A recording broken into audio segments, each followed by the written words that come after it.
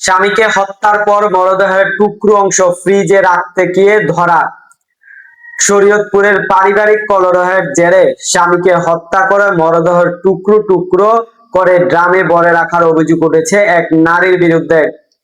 পরে মরদেহের অংশ বিভিন্ন স্থানে ফেলে দিয়ে মাংস ফ্রিজে রাখতে গিয়ে স্থানীয়দের সন্দেহ ধরা পড়েন।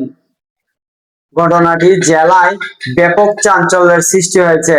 পুলিশ ও স্থানীয় সূত্রে জানা যায় যে সদর উপজেলার চন্দ্রপুর এলাকায় ভাড়া বাসায় বসবাস করতেন মালয়েশিয়া প্রবাসী জিয়া সর্দার ও তার স্ত্রী আসমা আক্তার।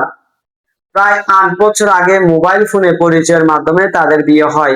উভয়ই একটি দ্বিতীয় বিয়ে।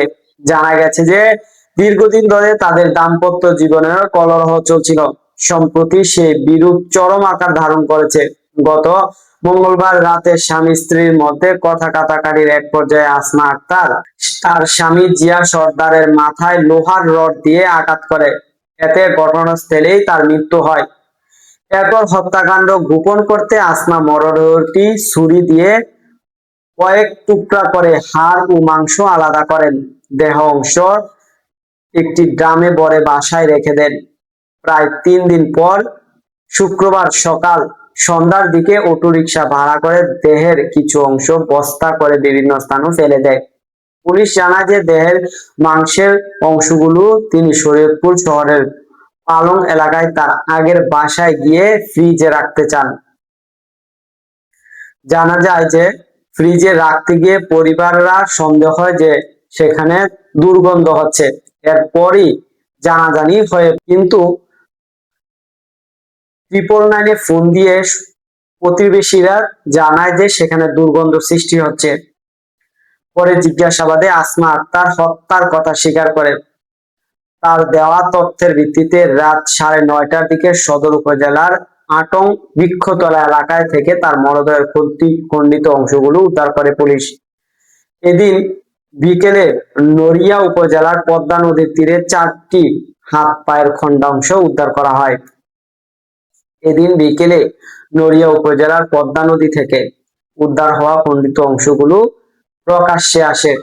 নিহতের আত্মীয় শাহাদত হোসেন জানান যে আমার ভাই প্রবাসে থাকলেও ওই নারীকে বিয়ে করেন, দেশে এসে আলাদা বসবাসে থাকেন। আমরা খবর পেয়ে দেখেছি যে সত্যি নির্মমভাবে তাকে হত্যা করা হয়েছে। আমরা হত্যাকারীর দৃষ্টান্তমূলক শাস্তি দাবি করছি। অভিযুক্ত আসমা আক্তার দাবি করেন যে স্বামী প্রায়ই তাকে মারধর করতেন। ঘটনার দিন ঝগড়ার এক পর্যায়ে তিনি রড দিয়ে মাথায় আঘাত করেন। স্বামী পড়ে যান। তিনি বলেন যে আমি বুঝতে পারিনি এত বড় ঘটনা ঘটে যাবে। পালং মডেল থানার ওসি শাহ আলম বলেন যে স্বামীকে হত্যার পর মরদেহ টুকরো টুকরো করে ড্রামে ভরে রাখে ওই নারী। পরে দেহাংশ বিভিন্ন স্থানে ফেলে দেয়। স্থানীয়দের তথ্য ভিত্তিতে তাকে আটক করা হয়। তার দেওয়া তথ্য অনুযায়ী মরদেহের বিভিন্ন অংশ উদ্ধার করা হয়েছে। তিনি আরো জানান যে এই ঘটনায় অন্য কেউ জড়িত আছে কিনা তা খতিয়ে দেখছে। প্রয়োজনীয় আইনগত ব্যবস্থা নেওয়া হচ্ছে। দর্শক, সাবস্ক্রাইব করবেন, লাইক করবেন, শেয়ার করবেন, কমেন্ট করতে ভুলবেন না।